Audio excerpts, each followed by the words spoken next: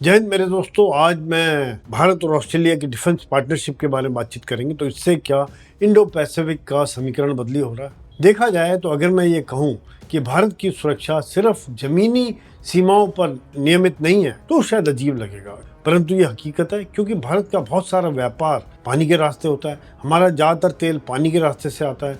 यदि Indo Pacific में कोई गड़बड़ होती है तो उसका असर खाली नेवी पर नहीं पड़ेगा, उसका असर पड़ेगा आपके और हमारी जेब के ऊपर, उसका असर पड़ेगा देश की महंगाई पर। आज हम देख रहे हैं किस प्रकार से स्ट्रेट ऑफ हॉर्मुज का असर पड़ रहा है आज हमारे ऊपर। यही बात अगर इंडो पैसिफिक में हो जाती है तो इसका असर हमारे ऊपर और ज़्यादा पड़ेगा। सवाल ये पैदा होता है कि भारत और ऑस्ट्रेलिया मैरीटाइम सिक्योरिटी के क्षेत्र में इतना नज़दीक क्यों आ रहे हैं। क्या इसकी वजह चाइना है? क्या भारत इंडो पैसिफिक रीजन में अपनी स्थिति मजबूत कर रहा है? क्या भारत और ऑस्ट्रेलिया बिना किसी मिलिट्री अलायंस के होते हुए भी एक दूसरे के पूरक बनना चाह रहे हैं? समझते हैं इस बात को आसान शब्दों में। पहले कुछ फैक्ट समझ लेते हैं कि अभी एक दिन पहले ही हमारे प्रधानमंत्री ऑस्ट्रेलिया गए। मेलबोर्न में उनकी तीसरी बायलैटरल समिट हुई और प्रधानमंत्री जी ने और ऑस्ट्रेलिया के प्रधानमंत्री जी ने joint declaration on defence and security की घोषणा की, जो एक बहुत बड़ी बात है। नाम लंबा है पर एक बात साफ है कि दोनों ही देश एक स्टेटमेंट्स को स्टेटमेंट के तौर पर ही नहीं रखना चाहते हैं। वो अभी चाहते हैं आगे एक्शन, ज़मीन पर कार्रवाई।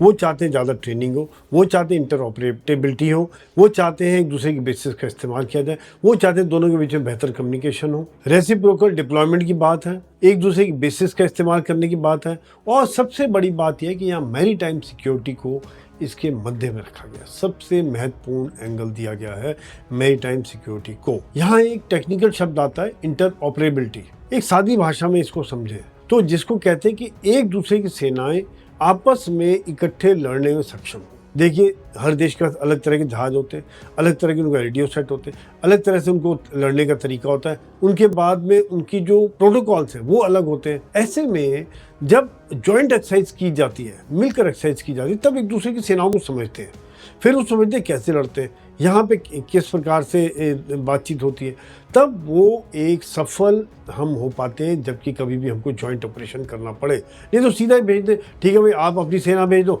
मैं अपनी सेना भेज दूँ।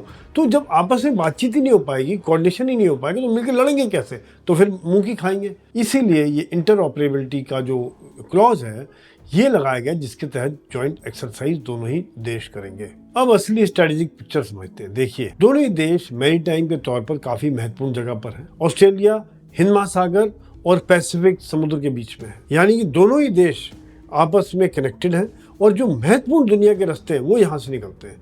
यदि हम मैप को लगा के देखें तो हम महसूस करेंगे कि वेस्ट में अरेबियन सी और पर्शियन गल्फ से आने वाले रूट हैं यहाँ से, बीच में इंडियन ओशन, ईस्ट में मलक्का स्ट्रेट पड़ता है और उसके आगे पैसिफिक ओशन। दुनिया का बहुत बड़ा मैरीटाइम ट्रेड भी इसी रास्ते से गुजरता है। दुनिया की ज़्यादातर नेवी यहाँ पर ऑपरेट करती हैं और यही कारण है कि हम इसको एक बायलैटरल रिश्ते के तौर पे ना देखें। अब सबसे बड़ा एक स्ट्रेटेजिक क्वेश्चन आता है कि इस करीबी की वजह क्या है। क्या इसकी वजह चाइना है? देखिए, किसी भी ऑफिशियल डॉक्यूमेंट में चाइना का नाम नहीं लिया। दोनों ही देश कह रहे हैं कि हम फ्रीडम ऑफ नेविगेशन रहे, मिलकर काम करेंगे, दोनों एक मैरीटाइम सिक्योरिटी के लिए करेंगे। लेकिन एक बात तो आप और हम सब समझते हैं कि चाइना की नेवी काफ़ी बड़ी है और इनकी हरकतें और इनकी विस्तारवादी नीति को देखते हुए ये कई जगह, कहीं 9th मेरिडियन की बात है, कभी वो हमारे आसपास भी हम्मन टोटा में आ जाते हैं, श्रीलंका में, मालदीव के पास आते हैं, इनकी रैकी शिप आते रहते हैं। ऐसे में बड़ा ज़रूरी है कि हम इनको काउंटर करने के लिए तैयार रहें। संख्या के अलावा हमको इंटेलिजेंस मिलनी चाहिए, खबर मिलनी चाहिए, कम्युनिकेशन रहना चाहिए। आपस में दो नेवी मिलकर अगर काम करती हैं उसका बड़ा फ़र्क पड़ जाता है, एक दूसरे को खबर पहुंचाते हैं। तो भारत और ऑस्ट्रेलिया की मैरीटाइम कोऑर्डिनेशन है वो डेफिनेटली भारत को मदद देगा एरिया के ऊपर एक कंट्रोल करने के लिए। यहाँ एक बात, कई लोग बातचीत होती रहती है, ये सवाल आ रहा था कि क्या भारत किसी मिलिट्री अलायंस की तरफ बढ़ रहा है ऑस्ट्रेलिया के साथ? मेरा पर्सनल व्यू है नहीं। जैसा हमने अभी तक भारत की नीति देखी है, हमारी नीति एक स्ट्रेटेजिक ऑटोनोमी की है, यानी कि हम आज़ाद रहना चाहते हैं, किसी भी बंधन में नहीं फंसना चाहते। नेटो की तरह हम किसी बंदिश में नहीं रहना चाहते हैं। आज हमारे अमेरिका के साथ भी कॉपरेशन है, फ्रांस के साथ संबंध है, जर्मनी के साथ संबंध है, ईयू के साथ संबंध है, रशिया के साथ दोस्ती है, ऑस्ट्रेलिया, जापान, इंडोनेशिया, वियतनाम, यानी कि मल्टी अलाइनमेंट वाली पॉलिसी भारत ने रखी हुई है, जिसके तहत आज हमारे डिसीजंस इंडिपेंडेंट रहते हैं और देश हित को मद्देनजर रखते हुए फैसले किए जाते हैं। यानी कि एक बात साफ है कि भारत दोस्ती कर रहा है, लेकिन अपनी फॉरेन पॉलिसी की चाबी किसी को नहीं दे रहा, चाबी अपने पास रख रहा है। एक बात और आती है कि लोग कहते हैं मिलिट्री एक्सरसाइज का फ़ायदा क्या है।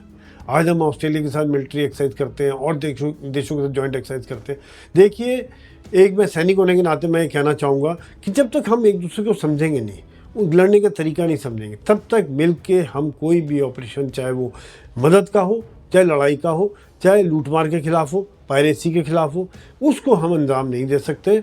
इसके लिए बड़ा ज़रूरी है कि जब ये एक्सरसाइज के द्वारा ही हम एक दूसरे को समझते हैं, एक दूसरे की ताकत और कमजोरी को समझ के उसी हिसाब से मिलकर काम करके ही हम आगे बढ़ते हैं। चौथा एरिया जो है वो है डिफेंस प्रोडक्शन का एरिया। ये बात जाहिर है, आज हम देख रहे हैं कि सरकार की पॉलिसी, देश की पॉलिसी आज डिफेंस सेक्टर में आत्मनिर्भर होने की है और लगातार इस क्षेत्र में आगे काम भी कर रहे हैं और भारत आत्मनिर्भर हो रहा है, मिलके काम कर रहा है। ऑस्ट्रेलिया भी एक देख रहा है किस प्रकार से जॉइंट मिलके वो भी अपनी डिफेंस इंडस्ट्री को आगे बढ़ाना चाह रहे हैं। दो क्षेत्र इसमें साफ नजर आते हैं, शिप बिल्डिंग और टेक्नोलॉजी। इन दो क्षेत्रों में ऑस्ट्रेलिया स्ट्रांग है। भारत के अंदर एक बहुत ज़बरदस्त मार्केट और भारत के अंदर एक क्षमता है जहाँ पर हम सस्ता बना के, अच्छा बना के, मैन पावर आज हमारे पास बना के, ना केवल भारत के बल्कि दुनिया के लिए इसको बेस बना के एक्सपोर्ट कर सकते हैं।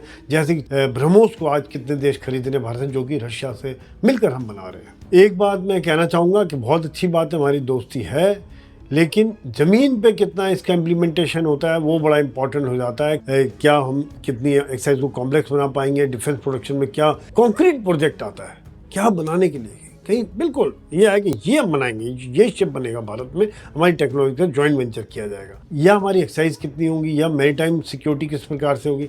कई चीज़ें हैं जो ग्राउंड पे आएंगी, लेकिन एक बात निश्चित है कि ऑस्ट्रेलिया और भारत के संबंध लगातार बेहतर हो रहे हैं, बढ़ रहे हैं। पांचवी बात जो आती है वो है मैरीटाइम इंफॉर्मेशन शेयरिंग की। ये जब इंफॉर्मेशन शेयरिंग होती है तो दोनों ही देश की नेवी को बहुत बल मिलता है, डिफेंस सेक्टर को बहुत बल मिलता है कि कौन कहाँ ऑपरेट कर रहा है, किस प्रकार से ऑपरेट कर रहा है, उस हिसाब से हम लोग एक्शन ले सकते हैं। जब ऑस्ट्रेलिया से बातचीत होती है तो क्वाड का मेंशन करना बड़ा ज़रूरी है। क्वाड को समझना कि जिसमें Australia, Japan, America, Bharat 4 member हैं और भारत की नीति इसमें साफ है कि हम कॉपरेशन चाहते हैं, अलाइनमेंट नहीं चाहते। भारत एक डिफेंस के तौर पे इसमें काम नहीं करना चाहता, मिल के काम करना चाहता है, स्ट्रेटेजिक ऑटोनोमी हम बना के रखना चाहते हैं, बैलेंस बना के रखना चाहते हैं। तो ये पॉलिसी के तहत हम आगे बढ़ रहे हैं, जिसका कि काफ़ी देश इसका स्वागत भी कर रहे हैं। मुझे पूरा यकीन है कि ये दोनों के लिए विन विन सिचुएशन है।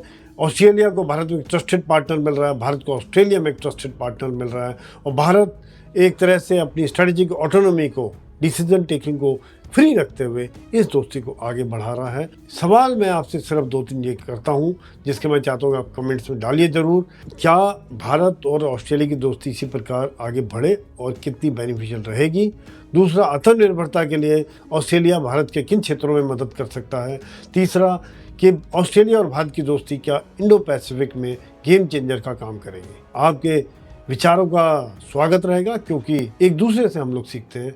और इसी प्रकार से मेरे जो जियोपॉलिटिकल इश्यूज़ पे वीडियो देखने के लिए आप लाइक करें, सब्सक्राइब करें। धन्यवाद। जय हिंद।